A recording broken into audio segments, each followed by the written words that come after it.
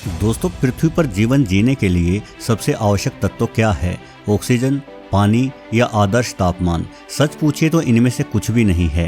पृथ्वी पर जीवन को उत्पन्न करने हेतु सबसे अधिक महत्वपूर्ण तत्व कार्बन को माना जाता है। आपको शायद ज्ञात न हो, किंतु जब पृथ्वी पर ऑक्सीजन नहीं थी तब भी पृथ्वी पर जीवन हुआ करता था। हालांकि भले ही वो जीवन बैक्टीरियाओं के रूप में था, किंतु जीवन तो आखिर जीवन है, फिर भले ही उस जीवन के अंश सूक्ष्म जीव ही क्यों न हो। वहीं यदि कार्बन की बात की जाए तो इसकी आवश्यकता बैक्टीरिया को भी है और इंसानों को भी। सच तो ये है कि कार्बन के बिना पृथ्वी पर जीवन ही संभव नहीं होता। पृथ्वी पर कार्बन हर स्थान पर पाया जाता है, फिर चाहे पानी हो, पौधे हों, मिट्टी हो या वायुमंडल।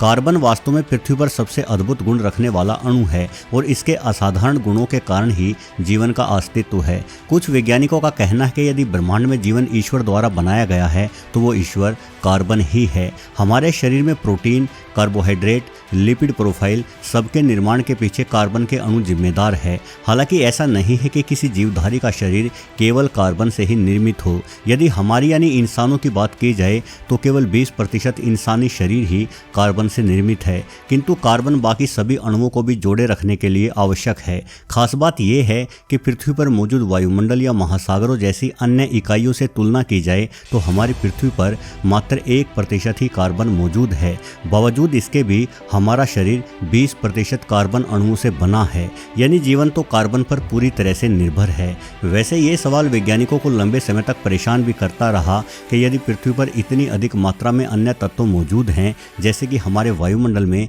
78% हिस्सा नाइट्रोजन का है, तो फिर भी जीवन निर्माण में कार्बन की भूमिका इतनी अहम कैसे हो गई। लेकिन जब वैज्ञानिकों ने कार्बन के व्यवहार को समझा तो उन्हें अपने सवाल का जवाब मिल गया। असल में कार्बन के 3 गुण उसे जीवन का मूलभूत घटक बना देते हैं और वो 3 गुण हैं जटिलता, प्रचुरता और स्थिरता। सबसे पहले जटिलता से शुरू करते हैं तो कार्बन का ये स्वाभाविक गुण है कि कार्बन बड़ी ही आसानी से अन्य परमाणुओं के साथ बंधन में बंध जाने की अनोखी क्षमता रखता है और कार्बन के इसी व्यवहार के कारण डीएनए एवं आरएनए जैसे बायोमोलिक्यूल्स को बनावट के साथ साथ कार्य कुशलता भी मिलती है। वहीं यदि हम प्रचुरता की बात करें तो भले ही कार्बन पृथ्वी पर बेहद अधिक ना पाया जाता हो, किंतु ये ब्रह्मांड में सबसे अधिक पाए जाने वाले तत्वों में से एक है, यानी ब्रह्मांड के निर्माण में भी कार्बन की भूमिका है। ऐसे में जीवन निर्माण के लिए भी कार्बन स्वतः आवश्यक हो जाता है और स्थिरता तो कार्बन का सबसे महत्वपूर्ण गुण है। कार्बन के अणुओं का अन्य अणुओं के साथ जुड़ाव, यहाँ तक कि अपने ही अणुओं के साथ जुड़ाव बेहद मजबूत है और अणुओं का ये जुड़ाव ही जीवन या किसी भी वस्तु को रूप देने का पहला कारण है। वास्तव में कार्बन उस सीमेंट की तरह है जिसकी मदद से एक के ऊपर एक ईंट को जोड़कर पूरा मकान तैयार किया जाता है। कार्बन भी यूं ही अणुओं को जोड़कर जीवन को रूप देता है। दोस्तों, भले ही कार्बन बिना जीवन संभव नहीं लगता हो, परंतु कुछ वैज्ञानिक ये मानते हैं कि सिलिकॉन आधारित जीवन भी ब्रह्मांड में पनप सकता है। हालांकि इंसान काफ़ी लंबे समय तक ऐसे ग्रहों को ढूंढने में लगे हुए हैं जिन पर जीवन की मौजूदगी हो, परंतु हमें पृथ्वी जैसी बेहतरीन परिस्थितियों वाले ग्रह काफ़ी कम या कहिए बिल्कुल भी नहीं मिले हैं। परंतु कहीं ऐसा तो नहीं है कि हम अपने विज्ञान और जानकारी को जबरन ब्रह्मांड पर थोप रहे हों। मतलब हो सकता है कि जीवन पनपने के लिए हर बार पृथ्वी जैसी बेहतरीन परिस्थितियां ना चाहिए हों, यानी जरूरी नहीं है कि एलियन जीवन वैसा ही हो जैसा हम सोच रहे हैं।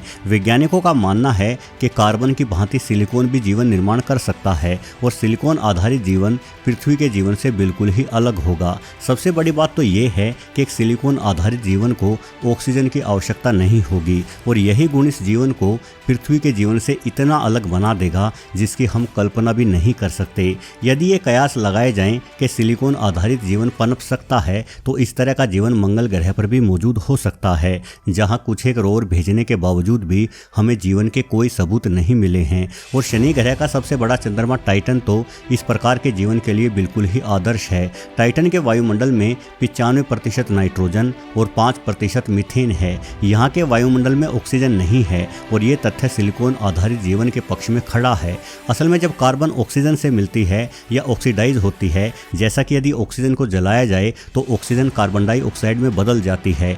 वहीं जब सिलिकॉन ऑक्सीडाइज होती है तो वो सिलिकॉन डाइऑक्साइड, जिसे सिलिका भी कहते हैं, में बदल जाती है। और सिलिका कोई गैस नहीं बल्कि एक ठोस पदार्थ है। अगर टाइटन के वातावरण में ऑक्सीजन होती तो सिलिकॉन रासायनिक प्रक्रिया से गुजरते हुए तुरंत ही पत्थर में बदल जाता, यानी उस स्थिति में कोई भी जीवन पनप नहीं सकता। पर टाइटन के वातावरण में कोई ऑक्सीजन नहीं है, जिससे सिलिकॉन आधारित जीवन को पनपने का ज़्यादा मौका मिलता है। साथ ही टाइटन पर मौजूद पानी भी बर्फ के रूप में जमा हुआ है। और सिलिकॉन आधारित जीवन की यही तो खूबी है कि उसे पानी की भी आवश्यकता नहीं पड़ती, बल्कि सिलिकॉन से निर्मित जीव खुद को जिंदा रखने के लिए तरल मीथेन पी सकते हैं। यानी ये जीव हमारे ग्रह के कार और ट्रकों की तरह पेट्रोल और डीजल से अपना वजूद कायम रखेंगे। अब ये कल्पना भले ही हॉलीवुड की फिल्म ट्रांसफॉर्मर्स जैसी लगे, जिसमें कुछ गाड़ियां सजीव भी होती है और अपना आकार भी बदलती है, यहाँ तक कि दुश्मन को बहुत बुरी तरह से पीटती भी है। हालांकि निश्चित रूप से तो नहीं कहा जा सकता, लेकिन कुछ अन्य परिस्थितियां साथ दे तो सिलिकॉन आधारित जीवन में इस तरह की कल्पनाएं भी मुमकिन हो जाएंगी।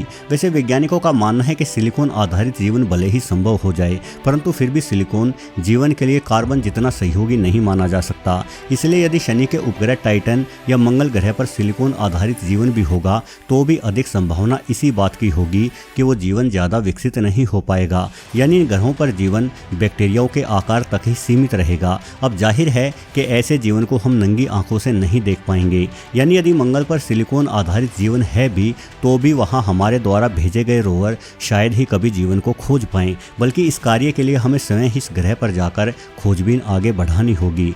वैज्ञानिकों का ये भी कहना है कि सिलिकॉन आधारित जीवन को काफ़ी गर्म वातावरण की आवश्यकता रहेगी। यानी हो सकता है कि मंगल पर जीवन ढूंढने के लिए हमें इस ग्रह पर खुदाई करनी पड़े, क्योंकि यहाँ की ऊपरी सतह तो काफ़ी ठंडी है। वैसे ब्रह्मांड की सीमाएं तो अनंत हैं, इसलिए यदि सिलिकॉन आधारित जीवन की बात की जाए तो हो सकता है कि हमारा सौरमंडल इस तरह के जीवन को अधिक सहयोग नहीं करता हो। इसलिए हम सिलिकॉन आधारित जीवन में सिर्फ सूक्ष्म जीवों की ही कल्पना करते हैं। लेकिन कुछ वैज्ञानिक ऐसा भी अंदाज़ा लगाते हैं कि सिर्फ सूक्ष्म जीव ही नहीं बल्कि सिलिकॉन जीवन में काफ़ी बड़े जीव भी पनप सकते हैं, परंतु ऐसा उसी ग्रह पर हो सकता है जिसका तापमान बेहद अधिक हो। शायद सैकड़ों डिग्री सेल्सियस तापमान पर इस तरह का विशाल जीवन पनप जाए। सिलिकॉन द्वारा बनाए गए बंधन आमतौर पर कमज़ोर होते हैं। इसका मतलब है कि इस तत्वों द्वारा निर्मित बड़े जीव काफ़ी लचीले होंगे। हो सकता है कि वो जीव पानी की तरह बह जाने में सक्षम हों। ऐसे जीव काफ़ी हल्के भी होंगे। संभव है कि उन्हें ऊंचाई से गिराने पर कोई चोट ना आए, या फिर वो जीव बिना पंखों के ही आसमान में उड़ सकें। दोस्तों, भले ही ये सब हमें कल्पना लगता है, क्योंकि हमें लगता है कि ऑक्सीजन और पानी जैसे तत्व ही जीवन उत्पन्न कर सकते हैं।